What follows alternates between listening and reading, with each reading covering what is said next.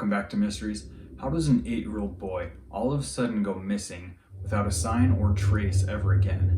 Well, 8-year-old Sammy was playing with his dad at Crater Lake when all of a sudden he disappeared without a trace ever again.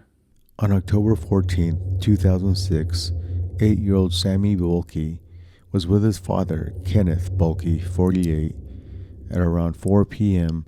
on Cleetwood Cove area at Crater Lake National Park. Sammy ran up a cinder slope into the woods and vanished, never to be seen again. Crater Lake National Park is located in southern Oregon and was established in 1902.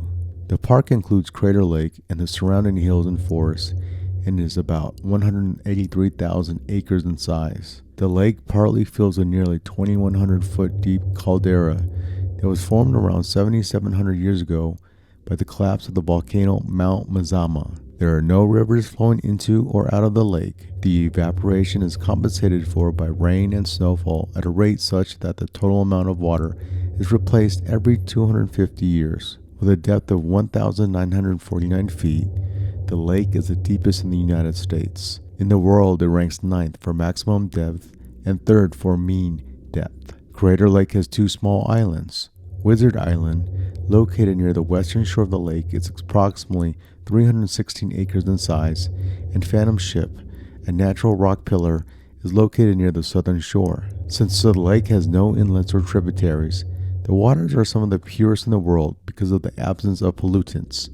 It has relatively high levels of dissolved salts. The climate is a subalpine owing it to its high elevation and influence of the Pacific. In the summer, the weather is mild and dry, but in the winter it's cold, with very high snowfalls, averaging 505 inches per year, and a maximum snow covering averaging 139 inches or about 3.53 meters. This snow does not usually melt until mid-July. A hard frost is possible even into the summer. Surface temperatures of the lake range between 33 degrees Fahrenheit and 66 degrees Fahrenheit. In the summer, the lake temperature falls between 50 degrees Fahrenheit and 60 degrees Fahrenheit.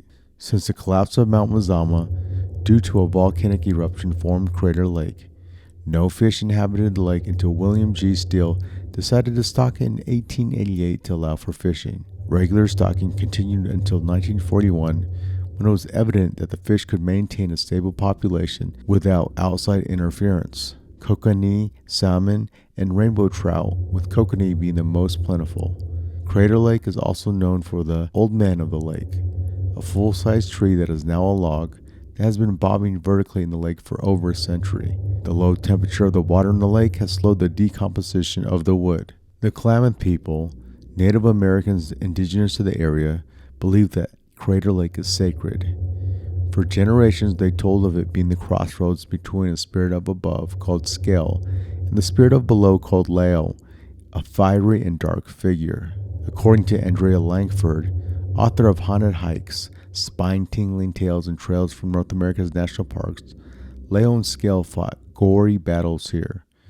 Leo ripped Skull's heart from his chest, and Scale retaliated by dismembering Lao and throwing the body parts into the lake.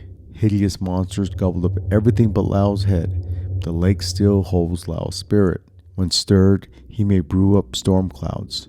When angered, he may appear in the form of giant crayfish that climbs up out of the lake, snatches people off the rim of the crater that surrounds the lake, and drags them down into the water.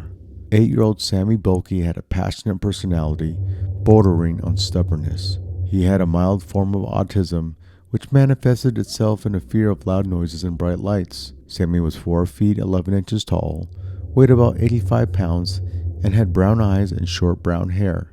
He was last seen wearing a long-sleeved black and green t-shirt, cargo pants, a blue winter coat, and red suede slip-on shoes with rubber soles. The boy had camping experience, but given his age, he had no formal training in wilderness survival. The Bulkeys had stopped at a pullout at 4 p.m. about 500 yards east of the Cleetwood Cove parking lot and were walking on the north side of Rim Drive. The boy and his father had stopped to play tag or hide and seek on a cinder slope when Sammy saw some yellow he hoped might be gold. As darkness approached, and His dad walked a short distance to the car so the two could return to their rented cabin near Diamond Lake. Sammy stayed on the slope, refusing to come down. Kenneth Bulkey chased up after him, but Sammy, likely thinking it was a game, stayed 50 feet ahead. Kenneth said, "I never caught up with him, and at that point, he disappeared over the top somewhere, and I lost him." The search and rescue team quickly increased to over 200 people, combing an area of about 6 square miles or 4,000 acres. For a week, searchers scoured the area with dogs, helicopters, and heat-sensing cameras, but no trace of the boy was ever found.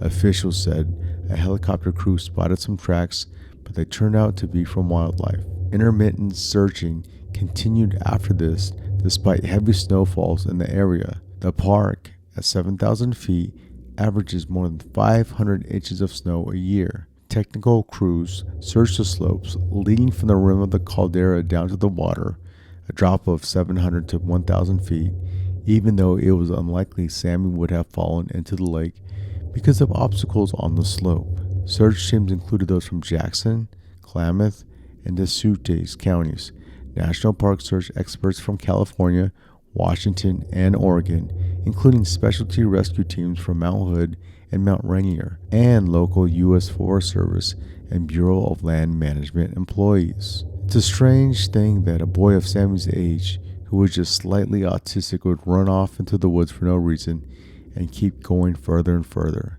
Given it would be cold, his basic human instinct would be to turn around and come back to his father, especially if he was calling for him. Even if he was hiding from him for a half hour or so, we don't know what happened to Sammy Bulkey. Experts say that he couldn't have fallen down without some kind of trace. Do you guys think an animal might have gotten him? Or perhaps the Native American myth is real? Let us know what you guys think in the comments. We'll see you guys next time on Mysteries.